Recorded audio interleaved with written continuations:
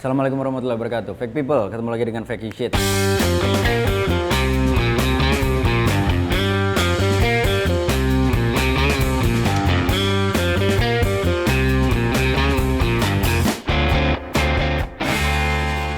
Karma episode kali ini gue kedatangan seorang yang dulunya waktu di zaman dia masih di pesantren, dia pernah menang lomba pidato. Gokil, luar biasa.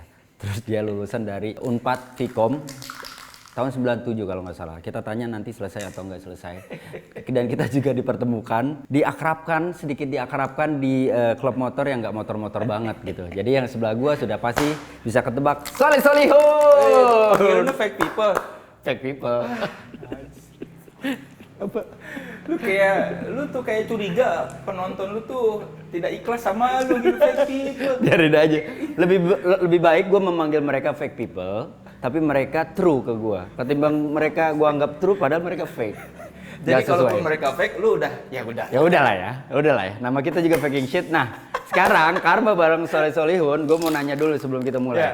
Terakhir kali lu megang kaleng kapan, Kang? Lulusan SMP, SMA? SMA. Tahun 97 gua lulus, SMA 3 Bogor. Gua coret-coret. Tapi zaman sekolah SMP? Zaman SMP suka coret-coret, gua bawa pilok, terus keluar rumah subuh-subuh milok-milok di tembok. Kan. Milok SMP 1 Cibinong Haji. Oke, SMA gua coret-coret itu. Bawa pilok. Jadi kalau bawa pilok tuh suka hati-hati kalau di naik bis, kan gua naik bis tuh rumah di Gunung Putri, iya. Sekolah di Bogor. Takut kedengeran teratak gitu kan. Pelan-pelan mulai suara rame tuh aja. Nah kan, lu nggak pada tahu kan kalau ternyata wah dia vandal mainnya luar biasa. Banyak dong berarti tempat yang lu udah nggak terlalu banyak karena kan gua agak-agak penakut. Jadi tapi lu sendiri atau ramean pada saat itu? Kalau yang waktu SMP gua sendiri keluar rumah subuh-subuh dari komplek. Gua pernah diteriakin Hansip, gua pikir subuh kosong nih, ada tembok rumah kosong. Gua coret nama gua SS gitu, SMP 1 CBN. Pas udah selesai, ada Hansip keluar dari pos kamling. Hoi, Hansip. Tapi nggak ketangkep kan? Nggak ketangkep. Yang pernah ke gap, gua pernah pakai spidol, naik bis. Kan suka ketutupan gorden tuh, gua coret-coret, set. Pas gua udah tenang, tiba-tiba ada keneknya. Ini masih baru mobilnya. Dihapus sama keneknya. Di depan muka gua, anjir gua malu banget ke gap. Tapi nggak ketangkep. Enggak, cuma ketahuan tapi tidak ketangkep. Tapi malu. Malu. Ya. SMA juga gitu. Kalau rame-rame, wah, di sekolahan orang nih. SMAN. Berarti kalau sekarang lu ngelihat banyak taggingan, bentukan-bentukan yang orang bilang mungkin ilegal, menurut lu bagaimana, Kang? Gua bisa merasakan maksudnya kenapa mereka pengen begitu. Iya. Kan ada nuansa pengen eksis sebetulnya. Iya, betul. Cuma kan zaman dulu belum ada medsos. Iya, betul. Sekarang gua tidak coret-coret karena ada medsos. Gua bahkan di kuliah pun masih gua coret-coret, tapi gua nggak pakai gini. Gua dulu waktu itu ada masanya teman gua bawa cat ke kampus, gua ngecat muka gua. Ada fotonya loh, gua di samping vandalisme gua itu, di samping salah satu sudut gedung 2 Vkom Unpad, gua menggambar muka gua, terus gua kan zaman dulu karena menulis nama Soleh itu kayak kurang keren ya. Masa cara Soleh sih? Gua nulis gini, Zolech, ZHO strip LECH. Biar seakan-akan namanya apa padahal Mas Soleh. Gua gambar muka, ditulis Zolech, terus ada tulisannya tuh gua apa? May all be happy, may all be in peace. Wah, so bijak. Tapi nggak pakai begini, susah. Pakai cat biasa, lubang nempeng temen gua. Oh, berarti karena lu sudah mengalami fase itu, jadi menurut lu hal-hal yang terjadi, emang kulturnya kan seperti itu ya? Iya, dari dulu. Gua tidak bisa bilang itu benar atau salah. Cuma gua bisa bilang gua mengerti perasaan atau motivasi orang-orang yang melakukan itu coret-coret di tembok. Ya maksudnya.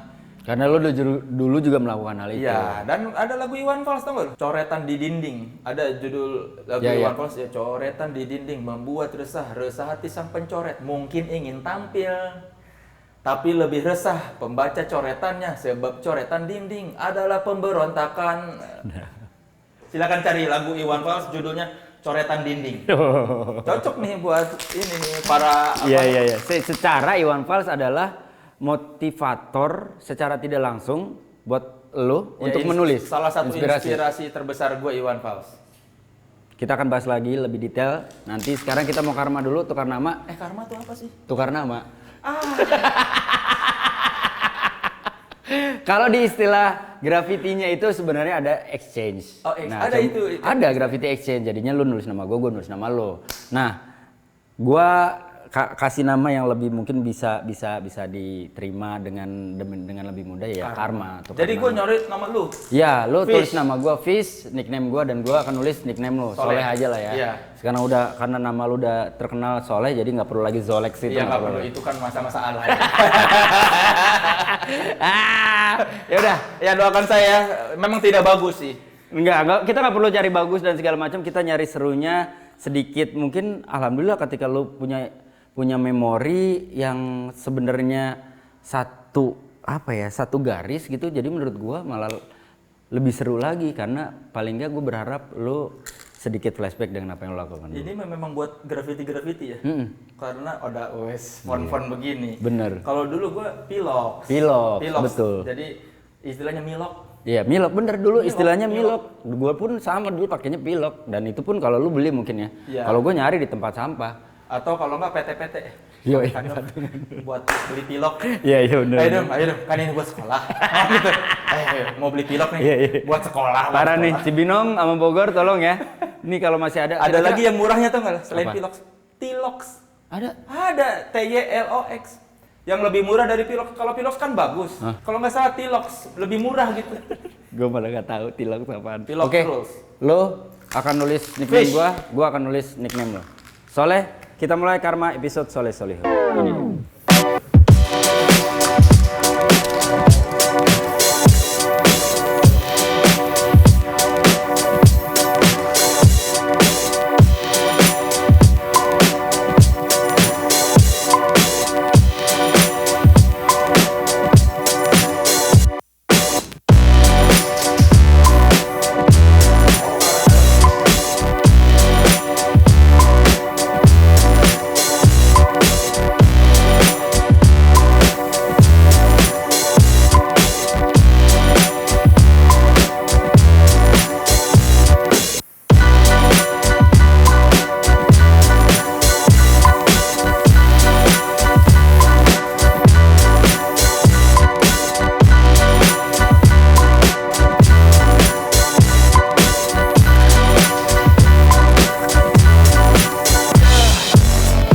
Sit here thinking of you.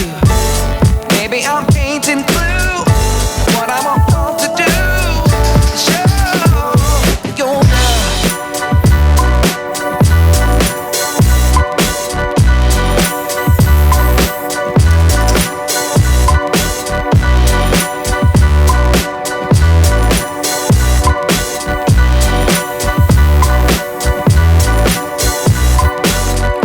Sit here thinking of you.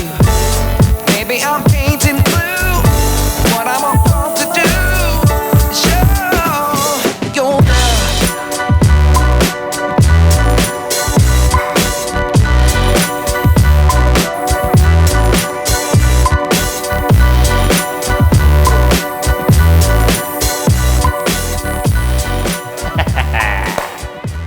Ini ya. Ternyata tarikan garisnya juga masih kelihatan sisa-sisaan zaman sekolah, confident ya kan? Kalau zaman sekolah justru suka disayang-sayang piloknya. Karena susah. Iya mahal. Nih Wendy ini nyari duit banyak capek-capek cuma buat buang-buang duit. Cuma Tapi buat kan gue dapet pilok-pilok. kesenangan, dapet temen di sini. Iya. Itu beda, itu nggak terbayarkan. Nah Kang, sebelum lanjut, Apa? dari sekian banyak profesi yang lu jalanin, wartawan, komika, pokoknya stand up, terus Iya. sutradara, penulis juga, ya kan? Yang paling bikin lu merasa bahwa ini adalah gua itu yang mana? Sebenarnya kalau dari sisi gua banget itu jadi wartawan ya. Karena kan gua dari kuliah seneng nulis, seneng wawancara, Iya. yang ngasih memberi informasi lah. Iya. Cuma dari segi penghasilan justru itu yang paling kecil. Gue tuh paling jago loh di Iya. antara semua profesi gua, jadi pelawak, jadi pembawa acara, Iya. jadi sutradara, jadi Iya. pemain film. Pemain film ya juga. Menurut gua tuh paling bagus sebagai wartawan. Karena gua ya bukan cuma gua merasa ya, tapi kan gue pernah dapet penghargaan. Penghargaan waktu lu masih di Playboy. Iya, Betul. berarti memang gue wartawan yang bagus kan, karena tulisan gue dapat juara 1 tuh. Iya. Tapi ya justru ketika di profesi yang paling gue kuasain, gue malah duitnya paling kecil. Tapi itu bisa dibilang kan sebenarnya mungkin bisa dibilang akhirnya jadi sisi idealis lu keluarnya di paling keluar di situ. Iya, makanya gua bikin YouTube Soleh-Solehun interview. Dan itu pun lu nggak monetize. Enggak, ya Salah kan- satu alasan terkuatnya kenapa, Kang? Selain karena disuspend sama YouTube ya, gua waktu 2 bulan gua pernah dapat duit juga dua kali. Waktu subscribers gua masih 11.000, gua pernah dapat duit dari YouTube AdSense. Paling gede 2 juta lah kalau nggak salah. Setelah itu gua disuspend karena alasan yang tidak bisa mereka bilang. Jadi YouTube tuh kayak ngasih tahu, kayaknya kita curiga lu berbuat salah deh. Kalau lu nggak ngerasa salah, minta maaf deh ke kita ya. Iya. Gua nggak bisa kasih tahu kesalahan lu apa. Pokoknya minta maaf nih. Kalau lu nggak merasa salah, klik ini formulir ini buat ngelapor lu nggak salah. Ya kan gua nggak tahu salah gua di mana. Disuruh copy paste link yang kira-kira lu salah di mana sih, copy paste nih, kasih tahu ke kita.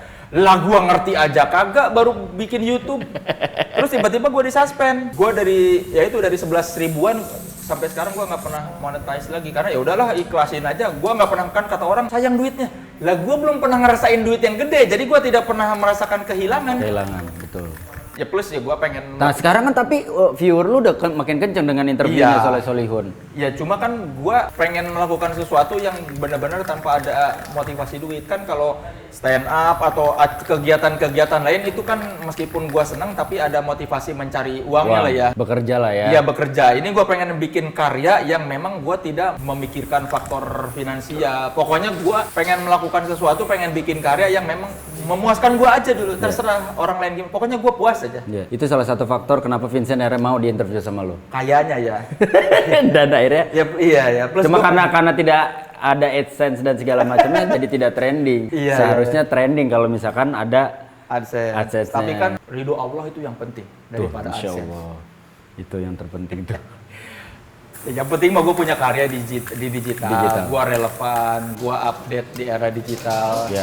Kan gue nggak bisa bikin yang video-video lucu, gue nggak ada energinya buat gitu. Iya. Terus gue males bayar orang juga kan. Iya, sendiri kan aja lu lah. udah tajir tuh banyak kru. Gak tajir. Justru AdSense yang gue dapatkan untuk membayar mereka.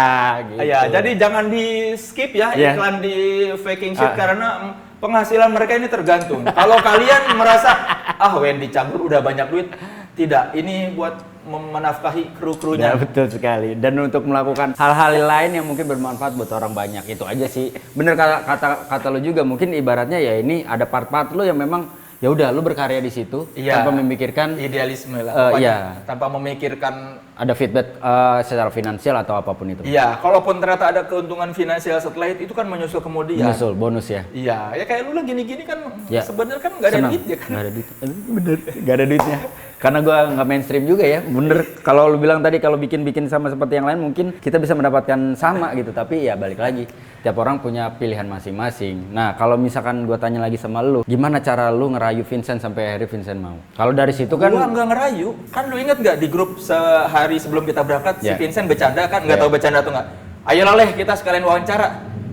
Kok dia mau? Terus pas besokannya gua ngomong, ayo Sen, yuk sekalian wawancara nanti. Terus dia kayak masih setengah-setengah.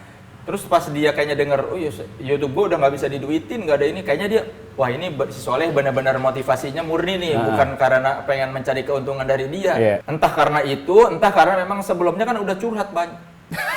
Si Vincentnya kan udah curhat panjang, terus kayaknya dia Nyaman. Lu juga pinter membawa diri lu untuk bisa masuk ke dia sampai akhirnya dia. Iya, pokoknya malam itu kan sebelum gua wawancara Vincent tuh tersisa anak-anak kan udah pada tidur, tinggal gua, Stevie Item, Surya Insomnia sama Vincent. Iya. Curhat si Surya sebetulnya sih lebih ke. Setelah si Vincent curhat yang lain, gua si Surya curhat, terus kan tinggal berempat, tiba-tiba Tepi tidur, tinggal gua bertiga nih. Iya, Surya masih ganggu-ganggu itu gue lihat. Iya, terus gue bilang, Sen sekalian aja yuk wawancara. Terus kayaknya dia udah nyaman sama gue, ya udah yuk. Itu bagaimana buat orang akhirnya bisa mau terbuka sama lo secara sisi jurnalis? Pada dasarnya itu pertama gua rasa semua yang diwawancara sama gua kenapa mau? Karena mereka udah nyaman, udah ikhlas menerima pertanyaan dari gua. Oke. Semua yang gua wawancarain itu sebagian besar, cuma 1-2 paling yang nggak akrab sama gua. Sebagian besar udah akrab sama gua, udah tahu gua siapa minimal. Oke. Ya, kita lebih mudah menerima pertanyaan dari orang kalau orang udah tahu siapa yang nanya. Dibandingkan misalnya lu tiba-tiba ada wartawan mana, Iya. Mas Wendy janjian dong. Iya, betul. Kan lu agak kurang ini menjawab sepenuhnya. Iya. Tapi beda kalau lu udah kenal akrab, ditanya apapun kan nyaman. Iya. Ya kenapa wawancara gue ini karena banyak yang ya udah akrab sebelumnya. Udah nemu bercandanya. Iya. Terus kedua ya mungkin karena gue pewawancara yang baik, belagu ya gue. Tapi bisa durasi sampai 1,5 jam, 1 jam, 2 jam. Iya. Itu. Gue pada akhirnya gini, banyak pelawak yang lebih lucu dari gue, tapi cuma gue yang jago wawancara. Sombong kembali, saudara-saudara. Belagu, ya. Semoga kesombongan ini kita tahan dulu, karena kita lanjut dulu berkarirnya lagi. Nanti kita ngobrol lagi.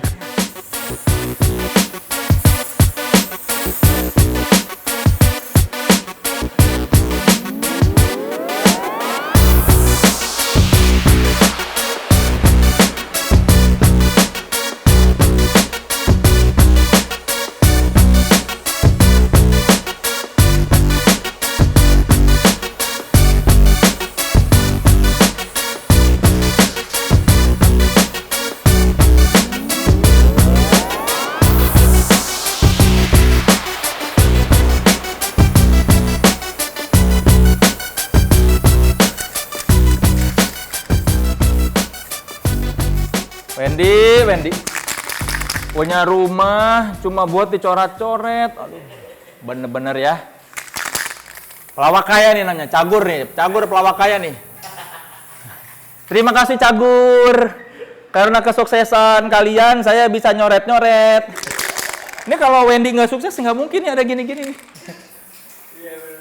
Iya lah, gila, garasi dicoret-coret, ditimpah lagi, dicoret-coret, dicat lagi.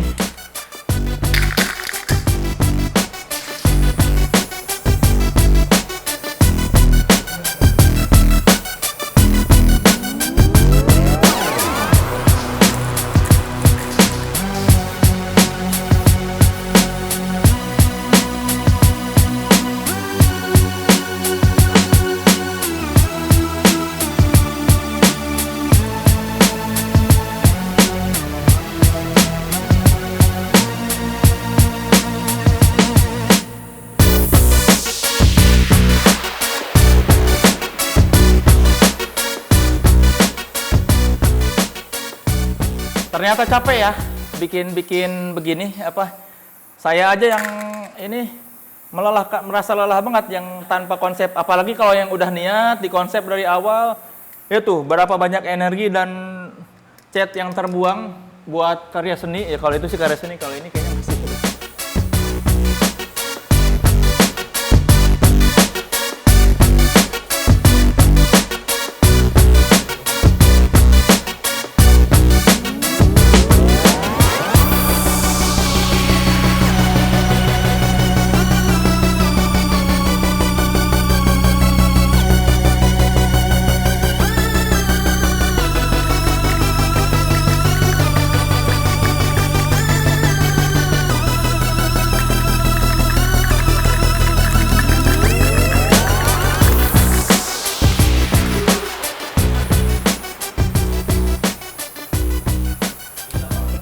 Gua merasa, oh udah lumayan nih karya gua. Tapi begitu gua ngeliat sini, anjing, nggak ada apa-apanya sih, brengsek ini bisa bersih gini. Ini loh, ini gimana caranya? Gua beleberan gitu terus ini. Semua jam terbang, Le.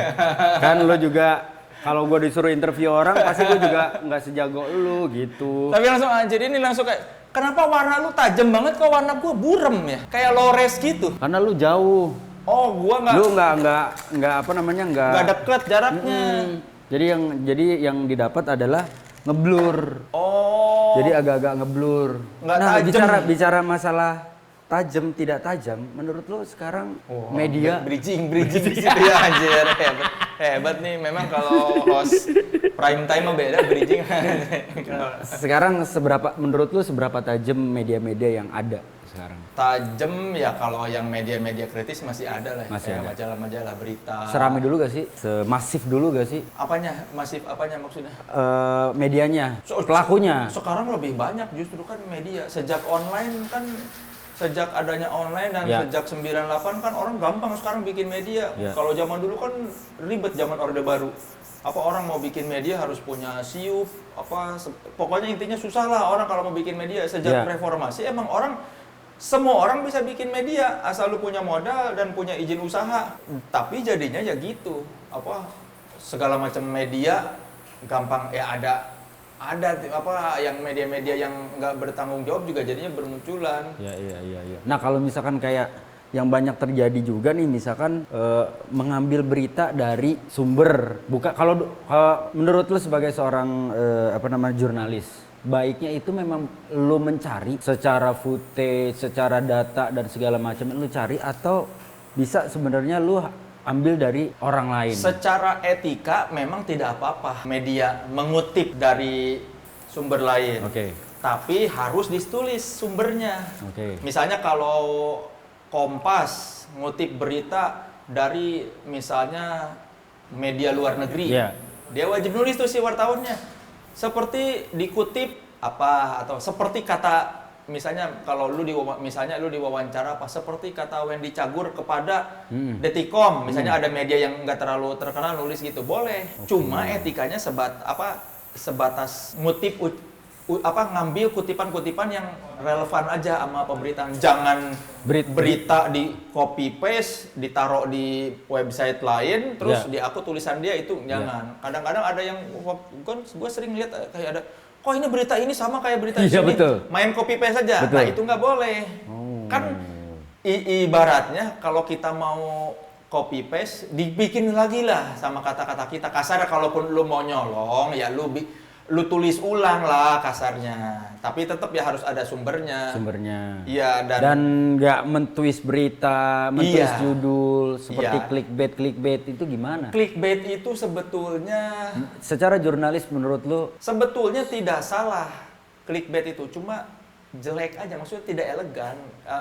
Kayak yang selama yang dia omongin tuh misalnya Wendy Cagur seneng ngaleng. Iya. Kalau lu bilang misalnya gua seneng ngaleng, nggak apa-apa. Tapi kalau misalnya tiba-tiba tuh beritanya tentang apa, judulnya apa, itu kan kadang-kadang kayak kurang elegan. Kayak misalnya apa sih? Padahal mah yang di body berita cuma satu kalimat tapi tiba-tiba jadi judul berlebihan. Ya benar. Ya, tidak salah secara etika, tapi ya nggak elok aja. Ya walaupun yang salah tuh kalau misalnya lu ditanya apa, disambung-sambungin ke apa, itu yang kadang-kadang kan yang sering terjadi, kutipan narasumber dikutip di luar konteks. Ya. Lu tuh sebenarnya lagi ngomongin apa, terus Ya. tiba-tiba disambung-sambungin ke yang lain. Itu yang sebenarnya nggak gitu lah maksud gue. Kan kadang kayak yang baru terjadi aja tadi yang Joshua kan komplain tuh soal dia dibilang dikutip sama media online, terus dibilangnya Joshua sebel gara-gara batal Singapura Green Day di Singapura batal karena virus corona. Kan seakan-akan kayak egois. Ya walaupun memang benar, tapi kan sebetulnya kayak kata si Joshua, gue kan ditanya, lu sebel nggak? Ya sebel kalau batal. Terus gara-gara virus corona kan jadi disambung-sambungin. Iya, padahal tidak menyalahkan virus corona. Iya, tapi seakan-akan cuma kesebelan karena konsernya batal. Itu iya, aja, kan? jadi seakan-akan kan Joshua komplain, kok ya nggak salah, tapi kok seakan-akan gue sebel gara-gara virus corona, gue batal nonton konser. Ya dia sebel dibatalin, tapi nggak juga jadi lantas menyepelekan. Terus kayak Joshua pernah dia bilang, ini karena gue ngambil kasus Joshua karena baru terjadi tadi siang ya, yang dia bilang ini juga waktu wawancara gue dia bilang gitu. Gue ditanya sama wartawan, dapat restu orang tua nggak? Iya direstuin. Ada niat nikah? Iya ada. Ya kan benar. Iya. Tapi tiba-tiba beritanya, kantongi restu orang tua, Joshua siap menikah. Ya nggak gitu juga. Maksudnya kan itu dua konteks yang berbeda ya. Iya. Iya memang siap menikah, tapi kan nggak berarti itu kan seakan-akan menggiring. Ini menuju ya kayak gitu lah. Kadang-kadang kan media tuh suka demi clickbait menggiring opini. Ya lingkaran setan sih. Kalau nggak ada clickbait, orang sedikit yang lihat. Kalau page view sedikit, iklan sedikit. Kalau iklan sedikit, media nggak hidup. Media nggak hidup, wartawan nggak bisa kerja. Iya, makanya lo lebih milih jadi pemain film, jadi sutradara. Jadi gua. Tapi ya maksud gua mungkin kalau semua media sepakat oke, kita jangan pakai clickbait ya, kita normal-normal aja. Ya, ya. Siapa tahu masyarakat kita terbiasa baca berita yang memang sesuai. Sesuai. Ya, Iya. misalnya berita tentang apa ya tentang itu. Ya, ya. Nggak ada clickbait apa-apa. Beritanya elegan, nulisnya bagus, nggak menggiring opini atau nggak nyambung-nyambungin persepsi si wartawan. Pokoknya berita yang ya biasa aja, Iya. bener. Siapa tahu kalau ternyata semua media gitu, masyarakat terbiasa, kan kita nggak pernah tahu. Iya, betul. Tapi nggak ada yang mau nyoba. Semua kan, yang gampang aja lah, clickbait aja. Walaupun kadang-kadang kita juga kemakan clickbait pas baca, anjing ternyata isinya nggak ada apa-apa, iya nggak? Padahal kita tahu itu Iya, kita dibohongin. Kita tapi udah tetap- tahu kita dibohongin clickbait, tapi kan penasaran. Iya. Anjing bener gak Bener sih? gak? Menarik gak? Bener gak? Ternyata gitu doang. Kan pada akhirnya yang kehitung di sistem kan Iya. kita udah ngeklik. Ngeklik. Nggak masalah kita maki-maki anjing isinya nggak ada apa-apa gitu. nggak ngaruh apa-apa. Iya. Nah sekarang tingkat kedewasaan lu di dunia jurnalis dan juga kehidupan lu ini ada efek dari lu sempat mencoba untuk bermeditasi sama mencoba ilmu-ilmu kanuragan gak sih? Itu dulu. itu dulu. Sempat main meditasi. SMA gua. Oh, iya, Gua iya. pengen jadi pendekar. Oh, Gua dulu pengen sakti gua SMA. Masya Allah. Beneran? Beneran, gue pengen sakti dulu. Karena apa? Gue kalau misalnya gue pengen sakti kalau ada orang yang disakitin, ada yang penjahat-penjahat, gue bisa lawan. Superhero. Pengen betul. Gue jadi wartawan gara-gara apa? Milih jurusan jurnalistik gara-gara Spider-Man sama Superman kan wartawan. Anjing kayaknya nih jurusannya jurnalistik keren nih. Jurnalistik kan nanti jadi wartawan. Clark Kent sama Peter Parker kan wartawan. Gue jadi wartawan aja. Tapi itu dulu. Mungkin jangan-jangan lu pakai kacamata pun nggak salah satu. Ya sebenarnya gue ini kan superhero lu. Nah, dulu emang gue pengen sakti. Sampai sejauh mana Wah, yang lu sampai- lakukan? Sampai gue suka sama teman gue baca wirid dikasih baca-bacaan gitu. Terus gue pernah dikasih sama teman gue jimat gitu. Apa sih? Yang nggak tahu lah. Sampai sekarang gue juga nggak tahu itu kegunaannya apa. Pokoknya nih bawa di dompet. Kalau ke WC tapi nggak boleh dibawa ke WC kan ribet jadinya. Gue kalau mau kencing ngajar gue umpetin di mana nih dompet gue. Umpetin dulu baru kencing atau berak. Nanti ini udah berak ambil lagi dompet. Ribet terus punya jimat-jimat itu. Walaupun gue nggak tahu kegunaannya apa. Tapi sugesti lu membuat lu seakan-akan percaya dengan itu. Iya, pokoknya gara-gara temen gue nih. Kayak di kulit apa sih pokoknya di kulit terus ada Iya. Ya. Huruf-huruf kayak. huruf-huruf yang sebenarnya kayak huruf Arab tapi kok Iya, kayak bukan. betul, ya kan ya? betul. Jimat-jimat gitulah. Iya, pokoknya dari kulit atau apa nanti tulisan si itunya huruf-hurufnya merah-merah dari merah gitu terus nih bawa nih di dompet. Gue nggak tahu, Am. Ya cuma gue sampai sekarang juga- Akhirnya lu memutuskan untuk tidak berpaling dari karena keinginan pada akhirnya gue tahu yakin bahwa silat yang paling yang paling hebat itu silat lidah. Lu mau sejago apapun, semua bisa kalah kalau lu jago ngomong. Iya, lu misalnya nih, lu ada masalah sama orang. Iya. Lu tidak perlu menyelesaikannya dengan bela diri atau dengan baku hantam. Kalau lu bisa ngomong, semua masalah itu kan bisa selesai. Bisa Lu ada selesai. kesalahpahaman, lu ngomong.